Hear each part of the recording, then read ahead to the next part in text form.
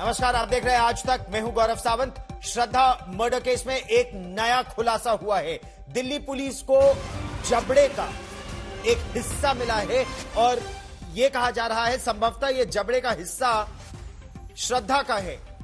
इस जबड़े में कुछ दांत भी हैं। श्रद्धा के जबड़े की पहचान करने के लिए दिल्ली पुलिस मुंबई के एक डॉक्टर, दांतों के डॉक्टर, एक डेंटिस्ट की सलाह ले रही है। उसने बरामद किए गए जबड़े की फोटो दिखाकर डॉक्टर से उनकी राय भी मांगी है, क्योंकि मुंबई में कुछ समय पहले श्रद्धा का रूट कैनाल ट्रीटमेंट यानी दांतों का इलाज भी हुआ था और जो जबड़ा मिला है उसमें दांतों में एक दांत में कैप भी लगा हुआ है। रूट कैनाल ट्रीटमेंट हो रखा है। लिहाजा पुलिस यह जानना चाहती है कि क्या यह जबड़ा श्रद्धा का तो नहीं, क्या डॉक्टर कुछ मदद कर सकते हैं। हालांकि डीएनए टेस्ट ही होगा, लेकिन उससे पहले ये क्या रूट कैनाल टेस्ट हुआ था, ये जबड़े का टुकड़ा श्रद्धा का ही है, ये पुलिस अब मिलान करने का प्रयास कर रही है।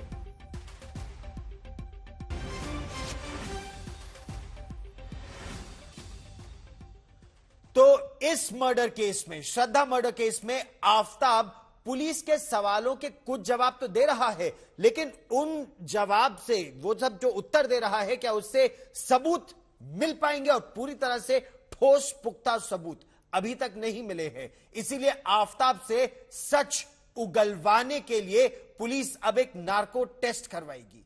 नार्को टेस्ट आज नहीं होगा, लेकिन जो पूरी प्रक्रिया है वो शुरू हो गई है। यानी पहले उसका पॉलीग्राफ टेस्ट होगा, फिर एक 10 दिन का अंतराल होता है इस पूरी प्रक्रिया में। फॉरेंसिक डिपार्टमेंट को दिल्ली पुलिस की तरफ से एक रिक्वेस्ट भेजी गई है। देखिए ये रिपोर्ट।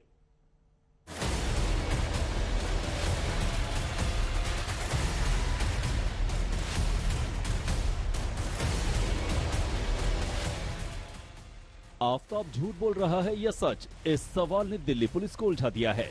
फिलहाल पुलिस के सामने सबसे बड़ी चुनौती आफताब के शातिर दिमाग को डिकोड करने की है और शायद वो नार्को टेस्ट से मुमकिन हो पाएगा। आफताब के नार्को टेस्ट की प्रक्रिया शुरू हो चुकी है। आज इस केस का नार्को टेस्ट नहीं हो रहा है। देखिए, जो हमारी फॉरेंसिक साइंस है, एक लॉकआउट प्रिंसिपल है जो आप इसको यहाँ पे देख रहे होंगे। इस लॉकआउट प्रिंसिपल पे काम करती है कि क्रिमिनल कुछ चीजें लेके जाता है, कुछ चीजें छोड़ के जाता है। कुछ एविडेंस तो फिजिकल होते हैं, जैसा कि इसमें आप देख पा रहे हैं, पर कुछ एविडेंस क्रिमिनल के माइंड में होते हैं जी। उनको उगलवाने का एक तरीका है narco test. Forensic psychology department के एचओडी डॉक्टर पुनीतपुरी ने बताया कि नार्को टेस्ट से पहले पॉलीग्राफ टेस्ट किया जाता है। इसके लिए अनुमति की जरूरत होती है। अभी कोर्ट ने नार्को टेस्ट की मंजूरी दी है। अगर पॉलीग्राफ टेस्ट की इजाजत मिल जाती है तो उसके 10 दिन के भीतर नार्को टेस्ट की प्रक्रिया पूरी हो जाएगी। नार्को टेस्ट जो है एक इन्वेजिव टेक्निक है। उसको इन्वेजिव टेक्निक करने से पहले हम एक नॉन इन्वेजिव टेक्निक भी करते हैं और इसको पॉलीग्राफ एग्जामिनेशन कहते हैं। तो पॉलीग्राफ एग्जामिनेशन के लिए सब्जेक्ट की कंसेंट जरूरी है। तो अभी तक कोर्ट ने जो कंसेंट दी थी वो नार्को टेस्ट के लिए दी थी। तो अभी पहले पॉलीग्राफ एग्जामिनेशन के लिए कंसेंट मिल जाएगी, उसके बाद इसका नार्को टेस्ट होगा। कोर्ट कंसेंट आज मिल जाती है तो विद इन 10 डेज सारी प्रोसेस कंप्लीट हो जाएगा। इसमें पॉलीग्राफ एग्जामिनेशन भी है और बाकी साइकोलॉजिकल टेस्ट हैं और नार्को टेस्ट भी हो जाएगा within 10 days. Narco test से पुलिस को काफी बड़ी लीड मिल सकती है। दिल्ली पुलिस आफताब के दिमाग की 7 परतों के पीछे छिपे उस सच को सामने लाने वाली है, जिसके लिए नार्को टेस्ट बेहद जरूरी है। ऑलरेडी अपना जुर्म कबूल कर चुका है और जहां तक मनस्थिति का सवाल है वो बहुत सारी चीजें मैन्युपुलेट भी कर चुका है, लेकिन जहां तक सच का सवाल है, narcotics dose is really powerful which can really take out the truth from your mind। और उसके सबकॉन्शियस माइंड में भी बहुत सारी बातें अभी ऐसी छुपी होंगी जो वो शायद नहीं बता पाया कॉन्शियसली। और नार्कोटिक्स ड्रग्स की डोज के बाद मुझे लगता है कि सच सामने जरूर आ जाएगा और वो सारी बातें उसके मुंह से निकल सकती हैं जो कि कॉन्शियसली वो नहीं बोल पाया। आफताब सबूतों के लिए अब तक दिल्ली पुलिस को काफी गुमराह कर चुका है। मेहरौली के जंगलों से लेकर उसके गुरुग्राम ऑफिस तक पुलिस सबूतों के लिए खाक छानती रही है, मगर अब तक उसे न तो श्रद्धा का मोबाइल मिला, न उसके सिर और धड़ का हिस्सा, न जुर्म के समय के दोनों के कपड़े और न वो आरी जिससे शव के टुकड़े किए गए। उम्मीद की जा रही है कि नार्को टेस्ट से सच्चाई बाहर आएगी। मुंबई से पारस दामा, दिल्ली से हिमांशु मिश्रा और चिराग गोठी के साथ अरविंद ओझा, आज तक। न्यायालय में पुलिस को सबूत सौंपने होंगे। सबूत, आखिर लड़ाई क्यों होती थी, किस तरह की लड़ाई होती थी, कत्ल कैसे हुआ, किस हथियार का इस्तेमाल हुआ, कहां है वो हथियार, कहां है वो कपड़े। आफताब से दिल्ली पुलिस ने कुछ इस तरह के 50 प्रश्न तैयार किए हैं। सूत्रों की माने तो पुलिस ने सवालों की एक लंबी सूची तैयार कर ली है और जैसे ही पहले पॉलीग्राफ टेस्ट और फिर नार्को एनालिसिस टेस्ट, जैसे ही अदालत की हरी झंडी मिलती है, यह प्रक्रिया अगले 10 दिन में हो सकती है।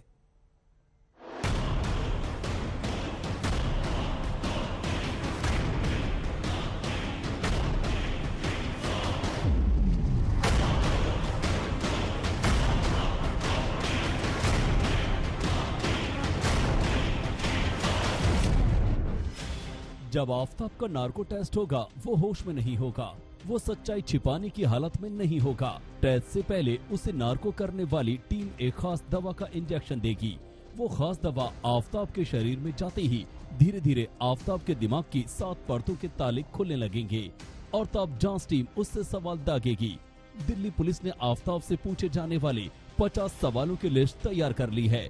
उनमें 10 अहम सवाल जिनके जवाब नार्को टेस्ट में दिल्ली पुलिस जानना चाहती है, वो इस तरह हैं।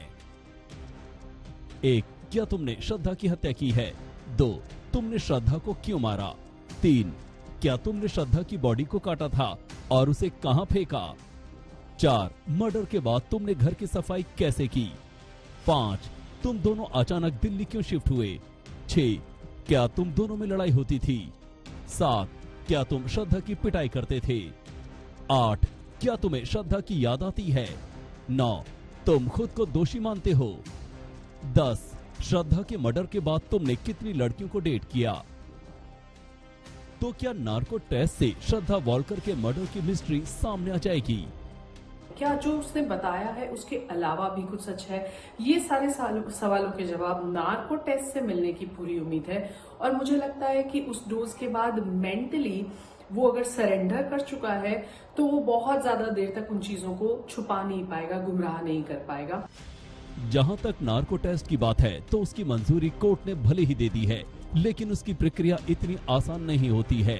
टेस्ट के दौरान मेडिकल बैकग्राउंड एक्सपर्ट्स रहते हैं, उनमें डॉक्टर और एनेस्थीसिया देने वाले से लेकर मनोवैज्ञानिक तक शामिल रहते हैं। चुनौतियां और भी हैं। आफताब पुलिस की पूछताछ में सवालों के जवाब तो दे रहा है, लेकिन अगर वो सच बोल रहा है तो पुलिस को सबूत क्यों नहीं मिल रहे? और अगर झूठ बोल रहा है तो क्या गारंटी है कि नार्को टेस्ट से सच्चाई बाहर आ जाएगी? जितनी आसानी से आफताब ने नार्को टेस्ट की मंजूरी दे दी है, उससे 2 शक पैदा होते हैं। एक तो ये कि उसे पूरा भरोसा है कि वो नार्को टेस्ट में भी सच को छिपा लेगा, और दूसरी ये कि क्या उसने सबको सच बता दिया है। बहरहाल श्रद्धा के साथ आफताब कितनी दरिंदगी करता था, इसकी कहानी श्रद्धा के मैनेजर और दोस्त बता चुके हैं। मुंबई की वसई पहुंची दिल्ली पुलिस की टीम से उन्होंने जो कहा वो सुनकर रूह कांप उठती है। ये मैंने यही इन्फॉर्मेशन शेयर की कि जो उसके साथ में हाथापाई हुई थी नवंबर में और जो फर्स्ट टाइम में वो श्रद्धा ने रिपोर्ट किया था, बस वही डिटेल मैंने शेयर। उसके बाद क्या किया आपने जब आपको मालूम पड़ा? तो तब मैंने उसकी हेल्प की थी मेरे फ्रेंड के थ्रू, यहाँ पे पुलिस स्टेशन उसको भेजा गया था और हॉस्पिटलाइज कराया गया। क्या इसके पहले कभी श्रद्धा ने आपको बताया कि उसके, क्योंकि आप नहीं, उससे पहले मेरे को कोई जानकारी नहीं थी। वो दिन उनके साथ मारपीट हुई थी और उनको चोक किया गया था, मतलब गला दबाया गया था, जिसकी वजह से वो अपने आप को वो घर से बचा के भाग के आई थी। तो उनको इमीडिएट हेल्प चाहिए था, जिसकी वजह से मैं उनको पुलिस स्टेशन लेके गया। आफताब ने अब तक अपने शातिराना अंदाज से सबूतों को मिटाया और पुलिस को भटकाया है। नार्को टेस्ट पुलिस उससे सच उगलवा लेगी, इस पर संदेह बरकरार है। मुंबई से पारस दामा, दिल्ली से हिमांशु मिश्रा और चिराग गोठी के साथ अरविंद ओझा, आज तक।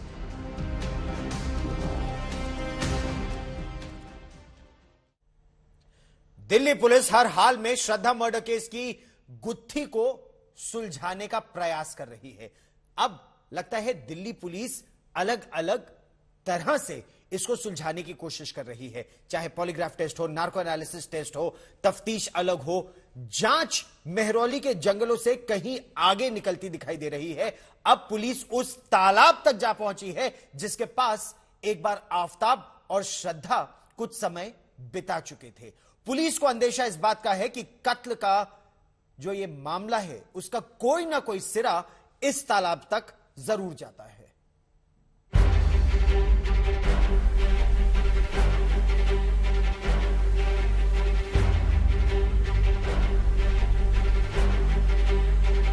दिल्ली, महाराष्ट्र, हिमाचल, उत्तराखंड, हरियाणा। श्रद्धा का कत्ल दिल्ली में हुआ, लेकिन तफ्तीश का दायरा अब 5 राज्यों तक जा पहुंचा है। कत्ल के बाद अब सबूतों की तलाश में पुलिस हरियाणा, हिमाचल प्रदेश, उत्तराखंड और दिल्ली के साथ साथ महाराष्ट्र में सबूतों को तलाश रही है। लेकिन इसी बीच मेहरौली से मैदानगढ़ी के इस तालाब पर टिकी दिल्ली पुलिस की नजर। मैदानगढ़ी के तालाब में छुपे हैं हत्या के सबूत। मेहरौली से 4 किलोमीटर दूर है मैदानगढ़ी का तालाब। श्रद्धा का सिर तालाब में छुपाने का है पुलिस को अंदेशा। मेहरौली से कुछ ही दूर ये मैदानगढ़ी का वो तालाब है जहां पुलिस को शक है कि शातिर आरोपी आफताब ने हत्या के बाद श्रद्धा के सिर को फेंका था। पुलिस को इस बात का संदेह इसलिए है क्योंकि मुंबई से दिल्ली शिफ्ट होने पर श्रद्धा और आफताब इसी मैदानगढ़ी इलाके में ठहरे थे। इस वक्त हम मौजूद हैं दिल्ली के मैदानगढ़ी इलाके में और मैदानगढ़ी इलाके का ये आप तालाब देख रहे हैं। दरअसल इस तालाब पर दिल्ली पुलिस की टीम पहुंची थी और यहाँ पर लेके आने वाला उनका कोई और नहीं बल्कि आफताब था। दरअसल आफताब से पूछताछ में पुलिस को इस बात की जानकारी मिली कि यहाँ पर उसने श्रद्धा के शव के कुछ टुकड़े, जिसमें पुलिस को यह अंदेशा हुआ कि शायद उसने सिर का हिस्सा इस तालाब में फेंका है। और पुलिस जब उसके लोकेशन खंगाल रही थी आफताब के, तो मैदानगढ़ी का ये इलाका भी निकला था, जिसके बाद दिल्ली पुलिस की टीम यहाँ पर पहुंची। अब चूंकि ये तालाब बहुत बड़ा है, इसके बाद पुलिस ने कोशिश की कि इस तालाब का पानी निकाला जाए, लेकिन पुलिस ने जब कोशिश शुरू की तो आप ये देखिए ये तालाब बड़ा कितना है और दूसरी चीज ये तालाब गहरा भी बहुत है। दिल्ली पुलिस कुछ देर के लिए आफताब को इस तालाब के किनारे लेकर आई थी। पुलिस को मेहरौली के जंगलों से हड्डियों के 17 टुकड़े मिले थे। उन्हें जांच के लिए भेजा जाएगा, लेकिन शव के बड़े हिस्से, श्रद्धा का सिर और धड़ अब भी गायब हैं। जिस आरी से शव के टुकड़े किए गए वो भी अब तक बरामद नहीं हुआ है। मेहरौली के जंगल के बाद पुलिस को अब शक है कि आफताब ने इस तालाब में सबूत छिपाए हैं। आपका घर आसी पास है? हाँ जी। क्या नाम है आपका? नितिन कुमार। नितिन, कितना गहरा होगा ये? सर ये तो बहुत गहरा है। बहुत गहरा? हाँ जी। और कितना बड़ा है ये? बहुत बड़ा है, बहुत गहरा भी है। पॉसिबल नहीं है पानी? मुश्किल है, दलदल भी अंदर है। दलदल भी अंदर, बहुत गहरा है, गंदगी भी बहुत है। गंदगी भी बहुत है, क्योंकि देखिए ये बहुत ज्यादा गंदगी भी आप देख सकते हैं इस हिस्से को। तो इसके अंदर से पानी निकाल पाना पुलिस ने कोशिश की, लेकिन कुछ देर बाद उस कोशिश को रोक दिया गया। और अब हम देखते हैं कि पुलिस आगे इस पूरे मामले में किस तरीके से बढ़ती है। हो सकता है कि पुलिस गोताखोरों की मदद लो और लोकेशन समझने की कोशिश करे आफताब से कि किस हिस्से में उसने सिर को फेंका था, तो उस जगह पर शायद पुलिस गोताखोर को उतारे और मदद ले। दिल्ली पुलिस के वरिष्ठ अधिकारियों ने जांच टीम को दिल्ली नगर निगम यानी एमसीडी की मदद से कटे हुए सिर को तलाशने की इजाजत दी। इसके बाद दिल्ली पुलिस एमसीडी कर्मचारियों के साथ इस तालाब तक पहुंची। श्रद्धा का सिर तलाशने के लिए तालाब के पानी को खाली करना शुरू कर दिया, लेकिन कुछ देर बाद इसे छोड़ दिया गया क्योंकि ये प्रैक्टिकल नहीं था। दिल्ली पुलिस जब अपने सर्च ऑपरेशन को चला रही थी तो तालाब के आसपास के इलाके को पूरी तरह से सील कर दिया गया था। आफताब का घर हो या फिर मेहरौली का ये घना जंगल, खूनी साजिश के सबूत खोजने में पुलिस की टीमों ने बार बार पड़ताल की है, लेकिन आफताब के फ्लैट में कुछ दाग जो इंसान का खून हो सकता है वो मिले और जंगल से मिली हैं कुछ हड्डियां। दिल्ली पुलिस के फॉरेंसिक एक्सपर्ट्स की माने तो पुलिस को इन जगहों से कई ऐसी इंसानी हड्डियां हाथ लगी हैं जिन्हें देखकर आसानी से पहचाना जा सकता है कि ये इंसान की हैं। हिमाचल दौरे पर ही आफताब को बद्री नाम का एक शख्स भी मिला था जिसने दिल्ली के मेहरौली में रुकने में मदद की, वो भी पुलिस के राडार पर है। कुल्लू से मनविंदर अरोड़ा, दिल्ली से हिमांशु मिश्रा, आशुतोष मिश्रा और अरविंद ओझा के साथ आज तक ब्यूरो। इस बीच राजस्थान के मुख्यमंत्री अशोक गहलोत ने श्रद्धा वालकर हत्याकांड को एक दुर्घटना करार दिया है। बीजेपी का नाम लिए बिना उन्होंने कहा कि एक कौम को टारगेट बनाकर राजनीति हो रही है। अलग अलग धर्मों के लोगों के बीच शादी कोई जुर्म नहीं है, उसको इसके लेकर कोई विवाद नहीं है, यह उनका मानना है। ये घटना है, घटना दुर्घटना है। ये तो नाम दे दिए गए हैं, नाम दे दिए गए हैं, जुमले कर दिए गए हैं, जुमले कर दिए गए हैं। आप इसको किसी रूप में ले लीजिए, ये तो कोई नई बात नहीं। सदियों से इंटरकास्ट, इंटर धर्म के नाम पे जो शादी होती है, कोई नई बात तो नहीं है। पर जब आपने टारगेट बना दिया एक कौम को, एक धर्म को, उसके आधार पे आपकी राजनीति चल रही है देश के अंदर, उसका फायदा आपको मिल रहा है।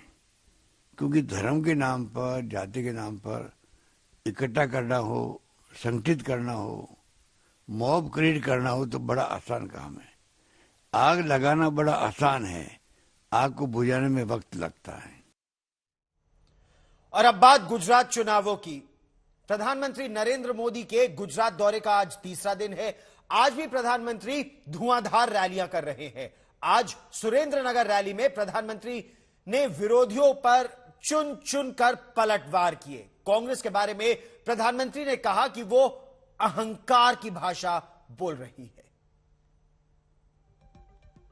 तो भाजप तो जबरदस्त एनो रेकॉर्ड છે। ભાજપ ચડી જ બેસે, કારણ કે ભાજપ એટલું બધું કામ કર્યું છે, એટલે હવે શું કરે છે? વિકાસના મુદ્દાની ચર્ચા નથી કરતા। એક કોંગ્રેસ વાળા કહે છે આ મોદીને એની औकात બતાવી દઈશું, औकात। मोदी को उसकी औकात दिखा देंगे। अहंकार जो भाइयों, अहंकार जो, मोदी को उसकी औकात दिखा देंगे। अरे माँ बाप, તમે તો બધા રાજ પરિવારો છો, હું તો એક સામાન્ય પરિવારનું સંતાન છું। મારી કોઈ औकात નથી બાપા, તમે મારી औकात દેખાડવાની। और गुजरात के अलावा आम आदमी पार्टी और बीजेपी के बीच दिल्ली में भी एक चुनावी जंग छिड़ी हुई है। एमसीडी चुनाव से पहले आज बीजेपी ने एक और स्टिंग ऑपरेशन का वीडियो जारी किया और आरोप लगाया कि आम आदमी पार्टी के लोग टिकट के लिए पैसे ले रहे हैं। स्टिंग के साथ आरोप लगाए गए जो हैं, उन पर जवाब अरविंद केजरीवाल और पार्टी ने दिया। जो पार्टी यहां पर भ्रष्टाचार के विरोध में लड़ने आई थी, वो किस प्रकार से उगाही करने में व्यस्त है। हिंदी पिक्चर में बड़े बड़े डॉन शर्मा जाएंगे। जिस प्रकार से इसमें इलाके बटे हुए हैं, ये वीडियो में आप देखिएगा। ये दोनों लोग पहले बोलते हैं कि हमारे इलाके बटे हुए हैं, कौन कहां से कलेक्शन करेगा। पूरे दिल्ली को इलाकों में बांटा गया है और जैसे डॉन बैठ के अपने लोगों को भेजता था, तुम यहां से उगाही करो, तुम वहां से उगाही करो, तुम यहां से लाओ, और सारा मोटा माल डॉन के पास पहुंचता था। वैसे ही केजरीवाल डॉन ने अपनी एजेंसी चारों तरफ भेज रखे। बीजेपी की रोज मनोहर कहानियां आती हैं, रोज झूठे स्टिंग लेके आते हैं। दिल्ली की सारी जनता उनसे पूछ रही है कि आपने 15 साल में दिल्ली नगर निगम में क्या काम किया। रोज फर्जी स्टिंग लेके आते हैं, फर्जी स्टिंग लेके आते हैं। देश की जनता को इस किस्म की गंदी राजनीति पसंद नहीं आती है। रोज केजरीवाल को गालियां, केजरीवाल को गालियां, केजरीवाल को गालियां देने से जनता का पेट तो नहीं भरता ना। हम हैं जो जनता की बातें कर रहे हैं। मेरी एक छोटी सी नसीहत है बीजेपी वालों को कि ये गंदी राजनीति, तू मैं, गाली गलोच, लफंगई, गुंडागर्दी, ये छोड़ के थोड़ा सा जनता के हित की बात सोचिए। दिल्ली के चुनावी दंगल में आज आम आदमी पार्टी और बीजेपी का एक और स्टिंग अटैक हुआ है। बीजेपी ने एक स्टिंग वीडियो जारी करते हुए आरोप लगाया कि कट्टर ईमानदार पार्टी की छवि वाली आम आदमी पार्टी ने एमसीडी चुनाव से पहले उम्मीदवारों को टिकट बांटने के नाम पर करोड़ों रुपए की उगाही की है। अब जारी किए गए स्टिंग में 110 सीटों की डील हो जाने की बात सामने आई है। ये आपको भी मालूम है, पहले भी हुई थी ऐसी वो 110 ये है आम आदमी पार्टी के खिलाफ बीजेपी के स्ट्रिंग अटैक का नया चैप्टर। कौन सी कमेटी है ना, जो भी है भाई, अपना सामान जा रहा है ना आगे, तो पता नहीं लोगों तो एक के पास जा रहा है, जिसके पास जा तो पार्टी के लिए रहा है ना। मैंने सामान दे रहा है, ये कोर कमेटी के सदस्य हैं, श्री आदमी को कमेटी की ये आपको बात है कि ये कांग्रेस करेगी आपको या उन्हें इसका नाम है। बीजेपी ने आम आदमी पार्टी का एक वीडियो जारी करते हुए ये आरोप लगाया है कि स्टिंग में दिख रहे किरदारों की बातचीत से साफ होता है कि केजरीवाल की पार्टी ने एमसीडी चुनाव में टिकटों की सौदेबाजी की है। तो बोला कि 5 लोगों की कमेटी है। हाँ, ये कमेटी 5 की है। अच्छा, वो सही बता रहा है। हाँ हाँ, जो पीछे बनी थी ना, हाँ, 5 लोगों ने डिसाइड किए थे, उसमें 5 लोग थे, वो सच बता रहे हो। तो बोला कि वो 5 अपने हाथ में है, वो आप चिंता मत करो। कौन कौन है?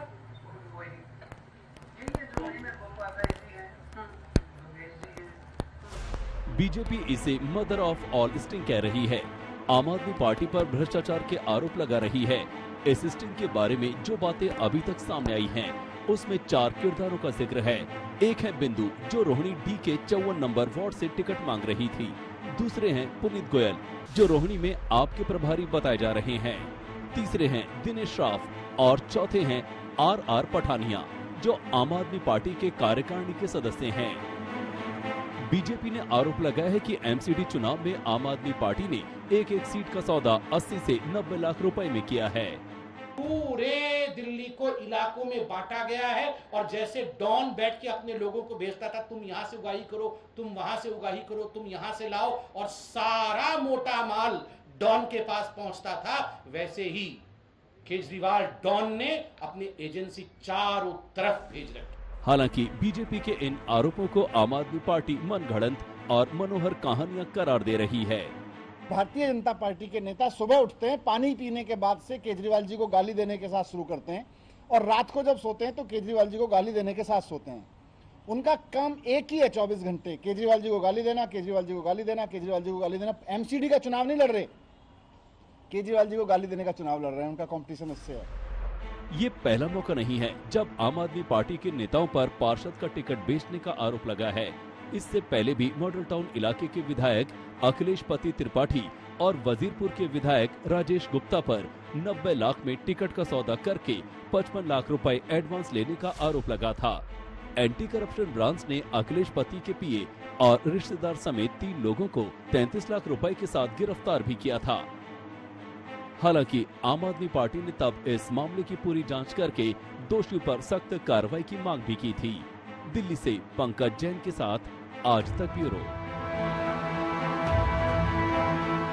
श्रद्धा मर्डर केस में आफताब आमीन पूनावाला को लेकर लगभग हर रोज नए खुलासे होते जा रहे हैं। अब सबूतों के साथ यह बात सामने आई है कि आफताब एक नहीं 2 मोबाइल फोन का एक साथ इस्तेमाल कर रहा था। दिल्ली से मुंबई तक तफ्तीश जारी है। शातिर आफताब पर आहिस्ता आहिस्ता पुलिस का शिकंजा कसता जा रहा है। पुलिस एक एक सबूत की कड़ियों को अब लगातार जोड़ भी रही है, और आफताब ने जिस दुकानदार से आरी खरीदी थी, उस दुकानदार से भी पुलिस को कुछ महत्वपूर्ण संकेत मिले हैं, कुछ सुराग मिले हैं।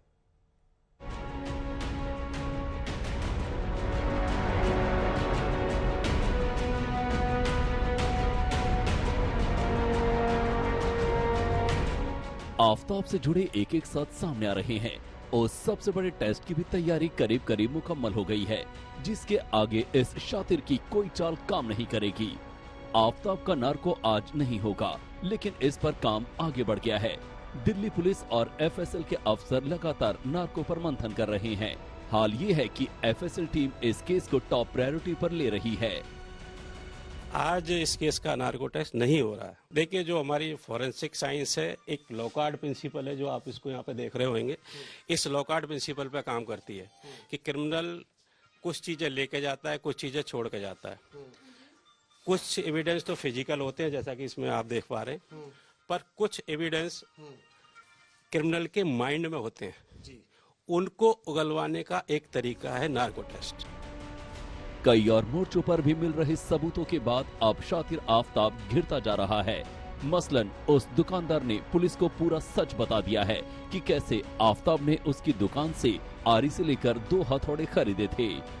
शातिर दिमाग इस हैवान ने दुकानदार से कीले भी खरीदी ताकि वो एक बार की देखने पर कारपेंटर लगे। वो हमसे आरी ब्लेड्स, कीले और हैमर वगैरह लेके गया था। क्या इसी टाइप की चीजें थी वो जो आपके दुकान के सामने? बिल्कुल सर, इसी टाइप की चीजें थी।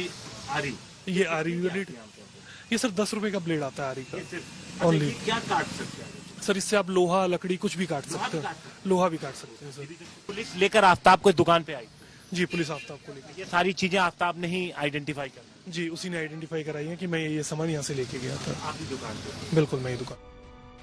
पुलिस अब आफ्ताब से ये जानने की कोशिश कर रही है कि उसने हथौड़े क्यों खरीदे थे। बहुत सारे सवाल खड़े हो रहे हैं कि ये जो हथौड़ियां ले गया था इनकी क्या जरूरत पड़ी थी, ये जो कील ले गया था इसकी क्या जरूरत पड़ी थी आफ्ताब को, जो ये सारी चीजें वो यहाँ से लेकर गया था। फिलहाल पुलिस ने इनका रिटन स्टेटमेंट में ले लिया है। राजन जो कि दुकान पे बैठे, इनका कहना है कि नहीं एग्जैक्टली याद नहीं था क्योंकि पुरानी बात है, सीसीटीवी है, लेकिन सीसीटीवी में सिर्फ 1 महीने का बैकअप रहता है। तो फिलहाल इन्वेस्टिगेशन अभी चल रही है और इस मामले में अभी आगे पूछताछ होनी और जांच अभी बाकी है। ये भी पता चल गया है कि आफ्ताब कई फोन का इस्तेमाल कर रहा था। जांच के दौरान पुलिस को जो बिल बरामद हुए हैं उस पर और मुंबई से उसका सामान लाने वाले ट्रांसपोर्टर के बिल पर अलग अलग फोन नंबर हैं। उधर सबूतों के मिलने का सिलसिला भी जारी है। दिल्ली पुलिस को सर्चिंग के दौरान खोपड़ी का निचला हिस्सा मिला। इसी के साथ 3 अन्य हड्डी भी मिली। आरोपी आफ्ताब के बताए ठिकाने पर ही दिल्ली पुलिस ने सर्च अभियान चलाया। उसी ठिकाने पर खोपड़ी का निचला हिस्सा जबड़ा मिला। कुल मिलाकर नए सबूतों से इस शातिर पर शिकंजा कस गया है। हिमांशु मिश्रा के साथ अरविंद ओझा, आज तक। दिल्ली पुलिस की जांच इस समय 1 या 2 नहीं 5 राज्यों में एक साथ चल रही है। इस बीच एक टीम हिमाचल प्रदेश पहुंची। यहां पर 6 अप्रैल को श्रद्धा और आफ्ताब घूमने आए थे। इसी दौरान आफ्ताब ने कुछ ड्रग पेडलर्स से बात की। पुलिस को उसके फोन से कुछ ड्रग पेडलर्स के नंबर मिले हैं। पुलिस की जांच अब इस दिशा में आगे बढ़ रही है कि कहीं ड्रग्स के नशे में आफ्ताब ने श्रद्धा का गला इतनी ताकत से तो नहीं दबा दिया कि उसकी जान चली गई। और जब तक आफ्ताब को होश आया तब तक बहुत देर हो चुकी थी। कुछ इस तरह की बातें अभी जांच में निकलकर सामने आ रही हैं।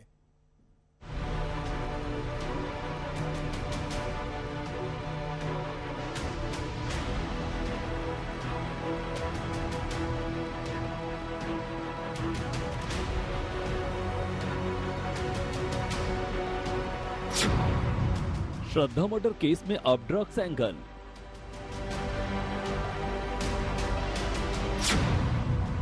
मर्डर का है ड्रग्स कनेक्शन।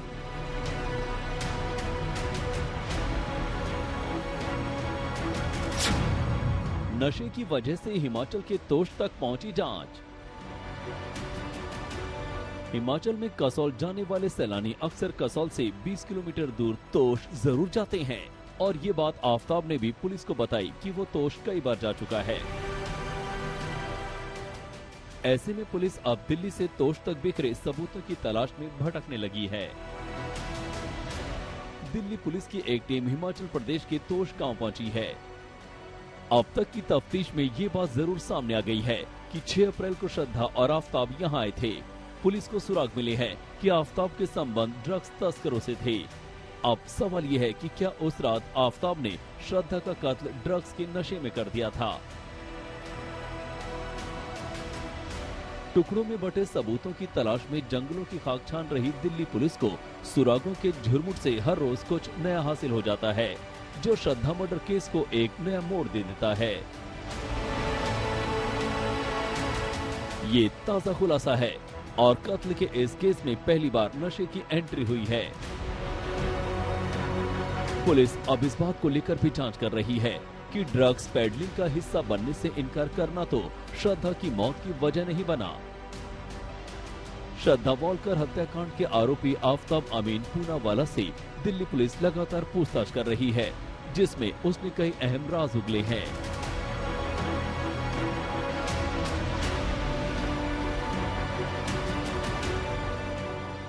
दिल्ली पुलिस के सूत्रों के मुताबिक आफताब ने पूछताछ में बताया कि वो गांजे के साथ साथ दूसरे तरह के ड्रग्स का सेवन करता था और उसने नशे में ही श्रद्धा की हत्या कर दी। दिल्ली पुलिस के सूत्रों के मुताबिक आफताब ने अब अपने बारे में एक और बात पुलिस के सामने उजागर की है। आफताब ने पुलिस के सामने कबूल किया है कि वो गांजे का आदी है। कत्ल के दिन यानी 18 मई के दिन भी वो गांजे के नशे में था। खर्च को लेकर श्रद्धा के साथ झगड़ा हुआ। मुंबई से सामान दिल्ली लाने की बात पर लड़ाई हुई।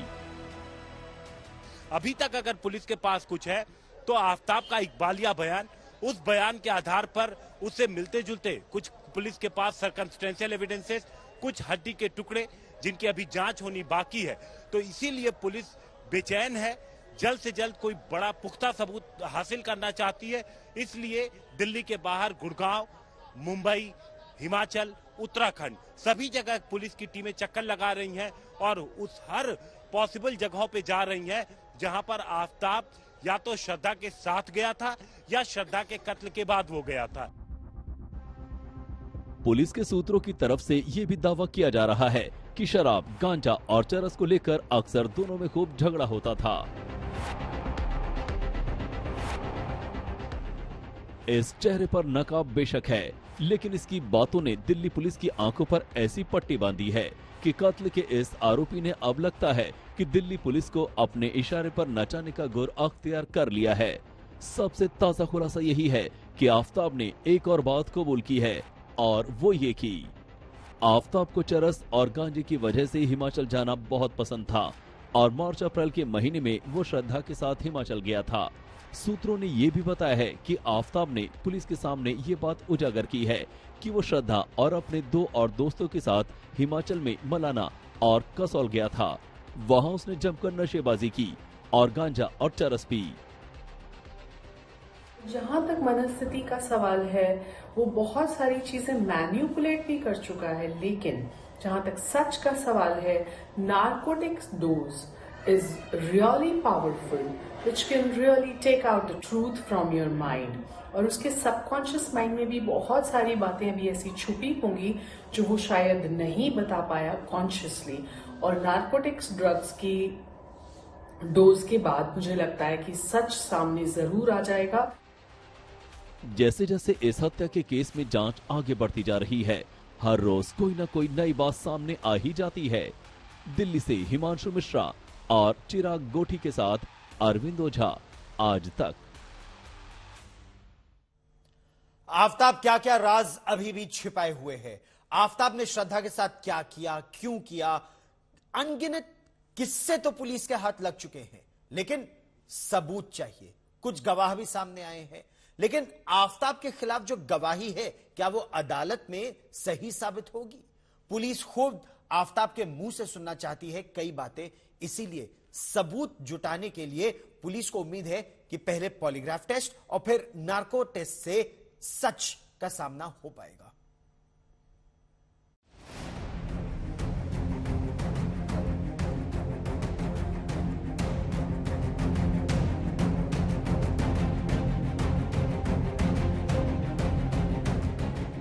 बेशक आफताब खामोश है,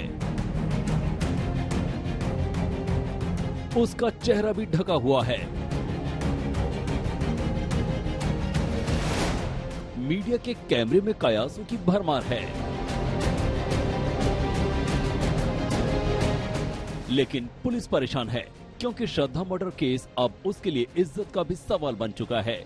लिहाजा दिल्ली पुलिस ने अब इस केस की बिखरी हर एक कड़ी को जोड़कर उस मुकम्मल कहानी को सामने लाने पर आमादा हो गई है, जिसे इस आफताब ने अपने शातिर दिमाग की आरी और चॉपर से टुकड़ा टुकड़ा करके उसे यहाँ वहाँ बिखेर दिया और पुलिस की तफ्तीश को गुमराह किया है। लिहाजा जब सीधी उंगली से घी निकलता नहीं दिखाई दिया, तो अब पुलिस ने उंगली टेढ़ी करने का इरादा किया है। जानकारी के मुताबिक आफताब ने श्रद्धा के 35 टुकड़े किए थे और पुलिस ने 35 में से 17 टुकड़े बरामद कर लिए हैं। अब तैयारी है आफताब के नार्को टेस्ट की। सवाल तैयार हैं। एफएसएल की टीम पुलिस के सामने रहेगी और आफताब अपने गुनाह का सारा किस्सा सुनाएगा। लगभग 5 राज्यों में जो दायरा फैला है जांच का, वो इसलिए कि जो भी बयान उसने पुलिस के सामने दिए हैं उसके इतर उन बयानों के साथ साथ ठोस सबूत, जो कि फिलहाल जिनकी दिल्ली पुलिस को दरकार है, क्योंकि अदालत में सिर्फ बयान मायने नहीं रखेंगे, जरूरत होगी ठोस सबूतों की। ऐसे में हर कड़ी, हर जगह जहां से भी श्रद्धा और आफताब का किस्सा शुरू होता है या जिन कड़ियों को जोड़ता है, हर उस कड़ी की पेचीदगी तक दिल्ली पुलिस पहुंचना चाहती है।